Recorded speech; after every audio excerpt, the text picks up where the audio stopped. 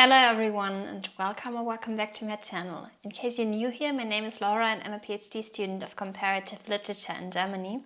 And this is my series on Gothic and Romantic literature. And today we are looking at the very first Gothic story ever to be published in 1764, none other than The Castle of Otranto by Horace Walpole. And I will just quickly go through the structure of the video so you know what to expect. First, I will give a very short summary of the beginning of the story. I don't want to take away too much of the story or the plot, because I think if you really want to read it, then it would be just unfair to spoil you. And as there's quite a lot of tension in the story, I think it's better to just explore it yourself if you're interested. But I can still talk quite well about the context of the story and the way it was published. And that's what I do next. So first I will just quickly talk a little bit about the life and times of the author, so of Horace Walpole. What was he like and where was he living and what inspired him to write The Castle of Otranto. Then I will talk a little bit about the literary techniques that he uses in his novel.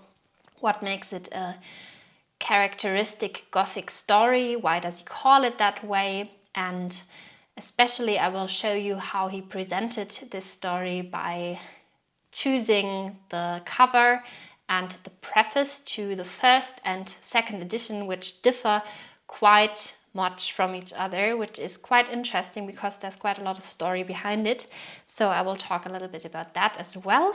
And this way I hope I can give you quite a good introduction to the novel, and I will wrap things up with a very short conclusion. So I hope you will enjoy the video. Have fun!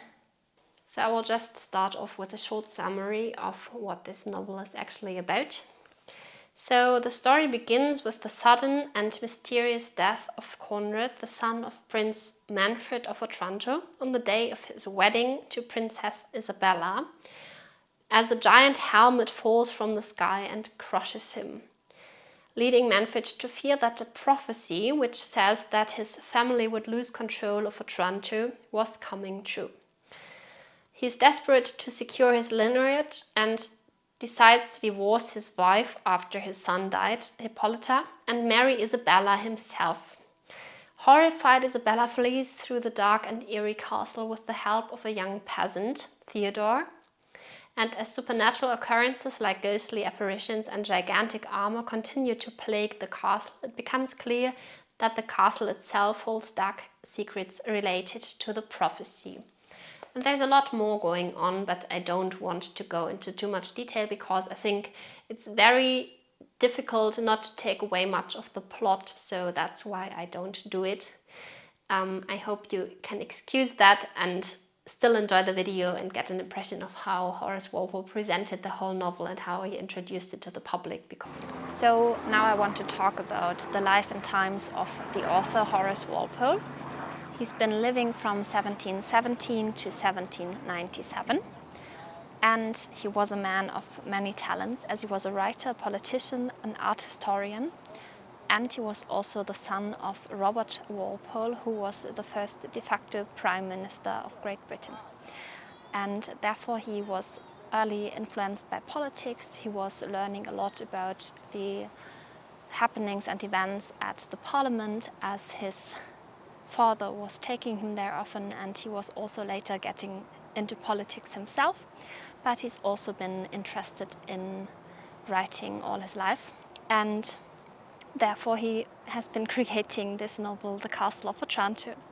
So as you can imagine, he was born into a rather privileged family, which also enabled him to get quite a good education at Eton College and later at King's College in Cambridge, where he was studying and influenced by the thinking and classical literature of the Enlightenment. But he left university without a degree. He spent quite a few years of his life traveling, and he was especially astonished by Italy and also inspired to write by his travels to Italy.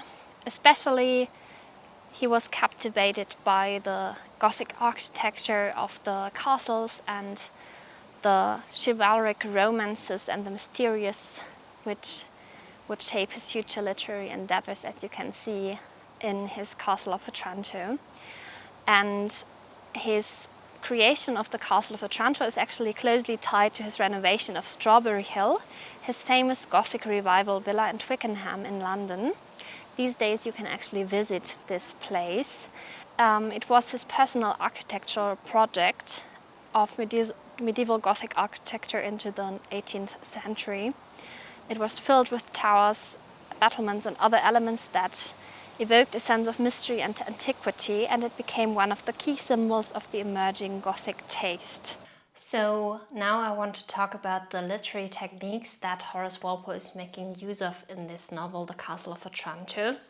Most of them are really significant for this genre of Gothic literature. So I will just go through the most important ones, and then I will delve more into how the book was presented and also how it was conceived by the audience, which is even more interesting than looking at the book itself, in my opinion. So please excuse if I don't go too much into detail on what the book is about or what happens and how it is narrated, but rather how it is presented as a whole and as a Gothic novel, essentially, because that is what I'm interested in this video. So basically he uses supernatural elements like whispers, like the haunting of the castle, and also the elements of just giant armor appearing, just as the giant helmet that crushes down on the son of Manfred at the very right beginning of the novel. Elements like these are used to create this suspenseful atmosphere, and this atmosphere is also one of the essential ingredients, I would say, of the novel, like one of the very most important literary techniques. So it's like an atmosphere of terror and suspense, you can say, because especially the women, especially, for example, Bianca, who is both a friend and also a supporter of Matilda, the daughter of Manfred, she feels this suspense very, very early on, and she's very frightened, and she says, "Oh, the house is haunted, I can feel it."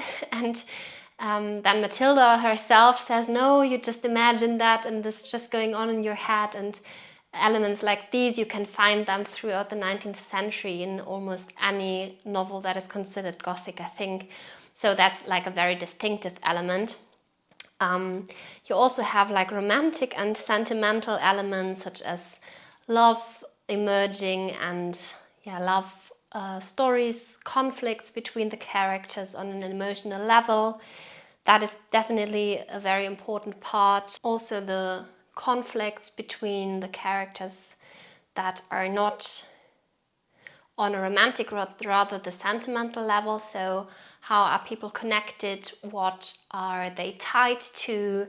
And how do they want to lose themselves of it? And such questions are definitely also explored a lot in the novel. The next and very striking element is the sublime.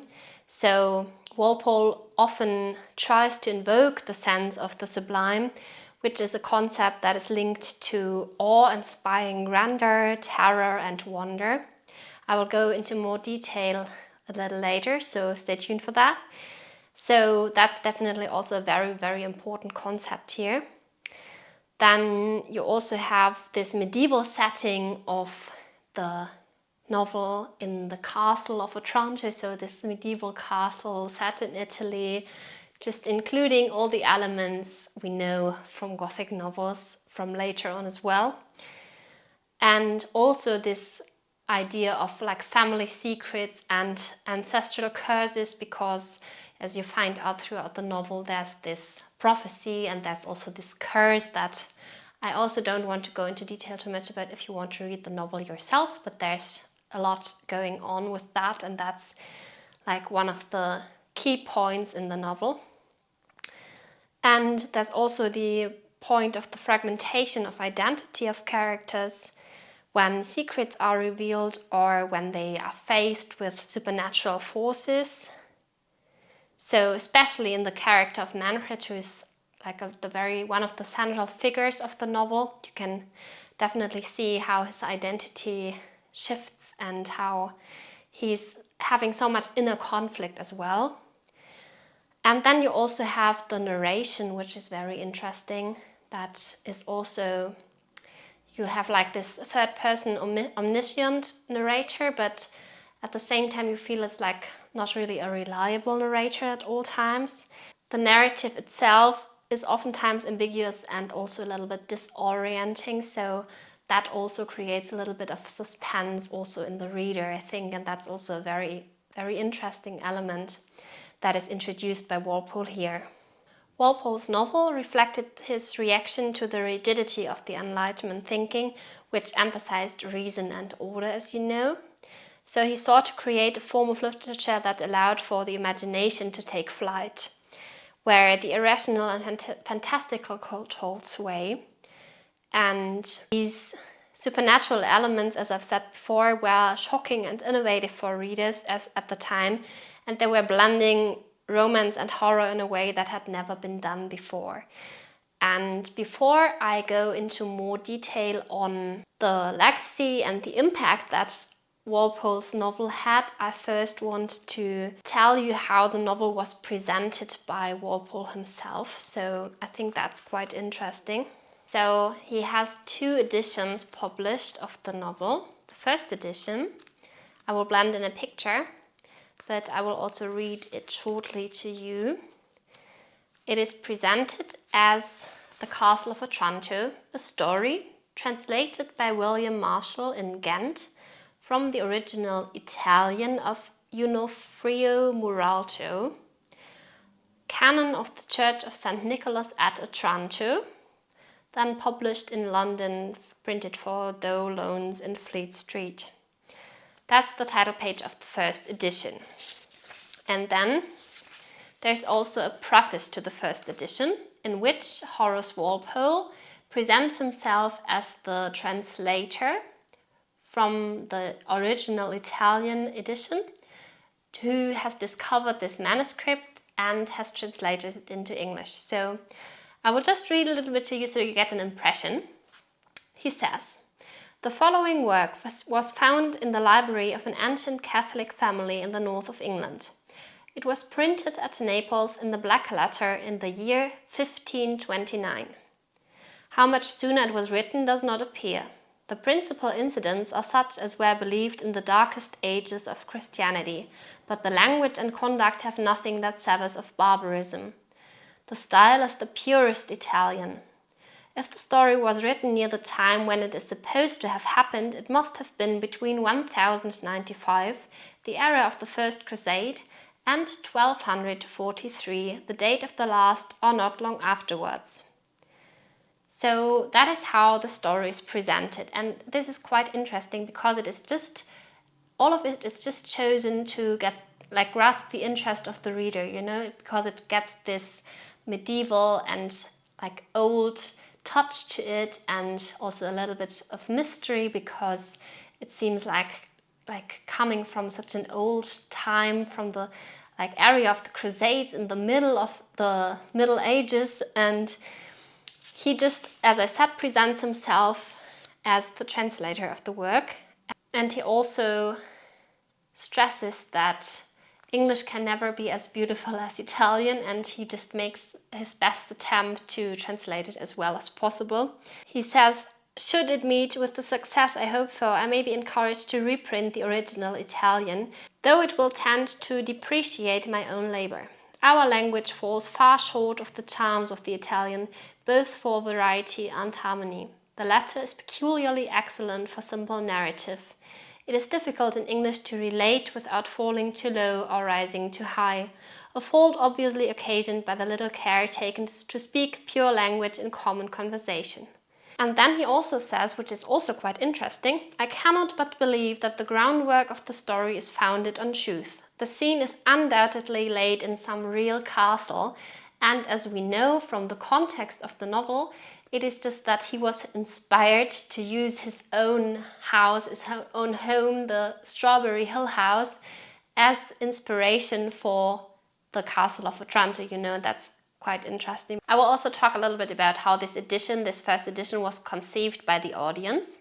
So the immediate response of the reviewers was not auspicious. Perhaps suspicious of the book's holiday publication date, the critical review reacted defensively. It flatly condemned the book's subject matter and, displaying its own command of antiquarian knowledge, cavalierly refused to dodge its authenticity.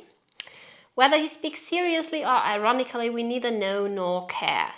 The publication of any work at this time in England composed of such rotten materials is a phenomenon we cannot account for. And then the Monthly Review chose a more charitable course, recommending the book as a historical curiosity and as a work of genius evincing great dramatic powers and exhibiting fine use of nature. So that's like the reaction to the first edition. It was taken quite well, so especially the reviewers were also writing like what kind of a genius this author must have been, and that it's such a gem and that it's great that it could have, like, that it was handed down to the 18th century people writing or translating it now. And then you have the second edition, and the second edition looks a little bit different. I will also blend in a picture of the second edition, and I will go over it now with you. So the second edition, published in 1765, looks quite different from the first, because it does not just say anymore the Castle of Otranto a story, but rather the Castle of Otranto a Gothic story. And underneath you've got an epigraph that is like close to the one that was given by Horace in his Ars Poetica, chapter 2, lines 7 to 9, but it was altered by Horace Walpole. And other than that, you also just have second edition, but Onufrio Muralto, the original Italian author, or the supposed author, just disappeared from the cover of the second edition. So that's interesting, isn't it? So I will just go through this epigraph. That's like, there's a very good appendix and notes in my edition here from the Oxford.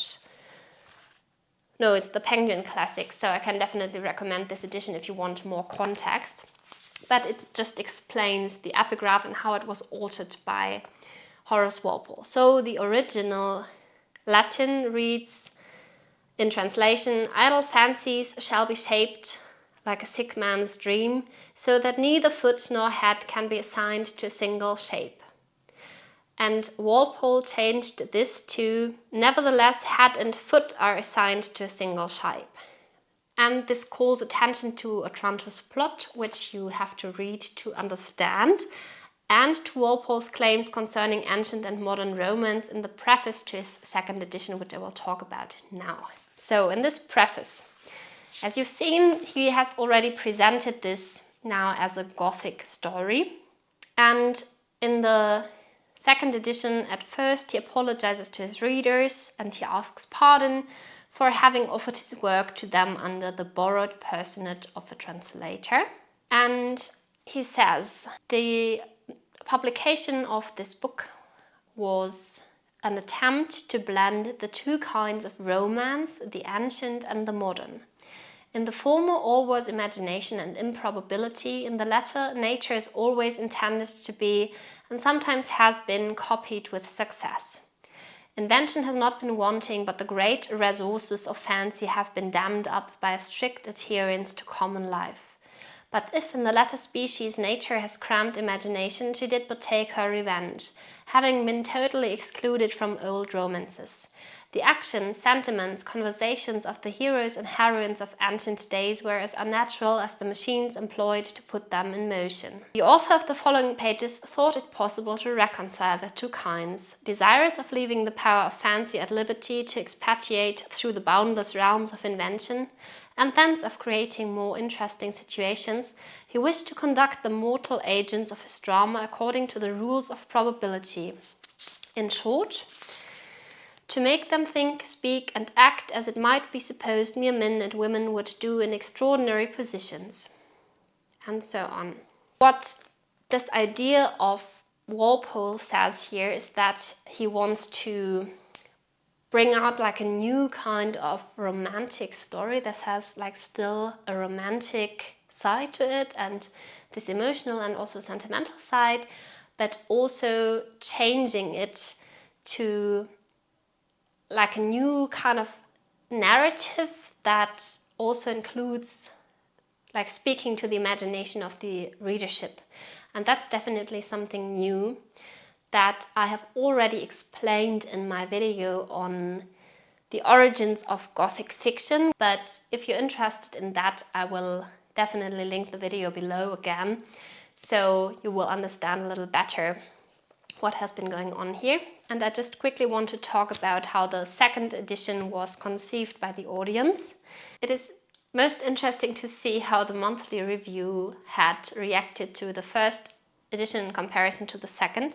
So in the first edition, as I said, they had been talking of it as a work of genius, evincing the great dramatic powers and exhibiting fine views on nature and so on. But the second edition, they felt a little bit exposed and also embarrassed because they had been praising this book so much for something that it was not, say, the book by an original Italian writer.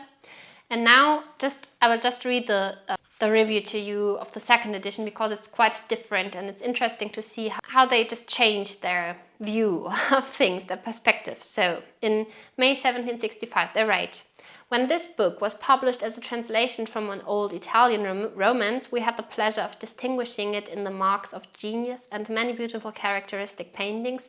We were dubious, however, concerning the antiquity of the work upon several considerations, but being willing to find some excuse for the absurd and monstrous fiction it contained, we wished to acquiesce in the declaration of the title page that it was really a translation from an ancient writer. While we considered it as such, we would readily excuse its preposterous phenomena and consider them as sacrifices to a gross and unenlightened age. But when, as in this edition, the Castle of Otranto is declared to be a modern performance, that indulgence we afforded to the foibles of a supposed antiquity, we can by no means extend to the singularity of a false taste and a cultivated period of learning. It is indeed more than strange that an author of a refined and polished genius should be an advocate for re-establishing the barbarous superstitions of Gothic devilism. Incredulus odi is or ought to be a charm against all such infatuation." It's interesting to see how they now definitely overthought their view and perspective on the novel and don't see it as genius and wonderful as they saw it before, but rather like Horace Walpole being this very well-educated politician and writer making effort to re-establish this barbarous superstitions of Gothic devilism, and I think that's quite interesting to see how this has changed. So still, all in all, the book has been getting quite a lot of attention and has also been bringing so much new into this whole genre. Like, it's the first time that such a kind of story emerges. And the interesting thing is that in the years directly after the publication, no other Gothic stories in that sense that call themselves that were really emerging until Clara Reeve was publishing her novel The Old English Baron in, I think, 1777. So that was 13 years later then, and she even takes quite many aspects of the plot herself, and she also calls it a Gothic story. But long after that, nothing really happened. So still these Gothic elements find their way into literature and become so popular, but it really takes some time. And in this way, you can see that Horace Walpole is kind of a pioneer in this field because he's the first one to really try out these elements and these supernatural, the sublime, all these aspects that have not really been there before, like the eerie atmosphere and the things that you cannot quite grasp and that like speak directly to your own imagination as a reader, and I think that's done pretty well here. So to wrap things up, I just want to say that in the Castle of Otranto, what you should keep in mind is first that it was the first Gothic story, or the first story that named itself this way, and it combines medieval and modern literary techniques and creates a novel that was innovative in its use of supernatural elements, dramatic emotions, and an atmospheric setting. And Walpole blends here the grotesque, the sublime, and suspenseful narrative structures, which would influence generations of Gothic writers to come, making his techniques foundational to the genre's development. So that is just some of the things that you should keep in mind when thinking about the emergence of Gothic literature and why this story, The Castle of Otranto, is so important. So that was my video on The Castle of Otranto. I hope you enjoyed it and you could get more of an impression of the book yourself. I hope I did not take away too much of the plot and still made you curious to read it, because it's like really considered the first Gothic story ever to be published in England. So it's definitely worth checking out. It's also quite short. It's just 5 chapters, so you can just listen to it as an audiobook. There's quite good versions out there, and you can also just read it in like maybe 2 or 3 sittings, depending on how fast you read and how long you find the time. But I hope you enjoyed the video. If you have any questions, just drop them down below in the comments. I will also link the edition that I've been reading, because I think it's really, really good. It's got this very good appendix and also lots of notes and a good introduction, so that was really helpful into getting into all of it. And there's also lots and lots of literature on the Castle of Otranto, so if you're interested in that, just check it out and just do some research on it, because it's definitely worth it. So if you enjoyed the video, thank you very much for watching till the end. And if you haven't yet, consider subscribing to the channel, because that would help me a lot and also make me see that you really appreciate the videos and you maybe learn something from it. That would make me very happy. And otherwise, I will see you in my next video. Thank you and bye bye. Have a nice day.